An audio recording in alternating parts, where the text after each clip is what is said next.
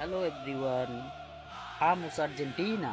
কমিটির টিমের সাথে কেপ ভার্দের খেলা হয়েছিল। তো যেহেতু কেপ ভার্দে হচ্ছে এবারের বিশ্বকাপে নবাগত টিম, সবাই বলছে যে কমিটির টিম, এজন্য নতুন দলের সাথে খেলা হচ্ছে। আর্জেন্টিনা খেলা পারে না, বড় বড় দলের সাথে খেলা হয় না। তো সবাই যেহেতু এই মেসির 2 নাম্বারিটা বুঝে ফেলাইছে, ফিফার পুত্রের এই যে 2 নাম্বারিগুলো বুঝে ফেলাইছে, এজন্য মূলত কালকের খেলাটাও হচ্ছিল স্ক্রিপ্টেড। আর্জেন্টিনা গোল দিবে স্ক্রিপ্টেড ছিল, কেপ ভার্দে গোল দিবে স্ক্রিপ্টেড ছিল, এগুলো পুরোটাই স্ক্রিপ্টেড ছিল। মজা পাইছেন আপনারা? যেহেতু সবাই মেসির কাহিনী বুঝেই ফেলাইছে।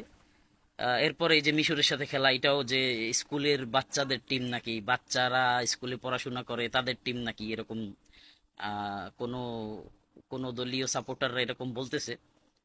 তো এই জন্যই আর কি মূলত এই নাটকটা এরকম থ্রিলার টাইপের একটা ম্যাচ উপভোগ করলেন সবাই। এগুলো সবই স্ক্রিপ্টেড। কমিটির টিম তো মূলত এগুলো সবই স্ক্রিপ্টেড। এবার দিয়ে এইসব কিচ্ছু খেলে না, এটা নতুন টিম, এগুলো সাজানো, ওদেরকে বলা হয়েছে এইভাবে খেলবে, এই জন্যই এভাবে খেলা আর কি।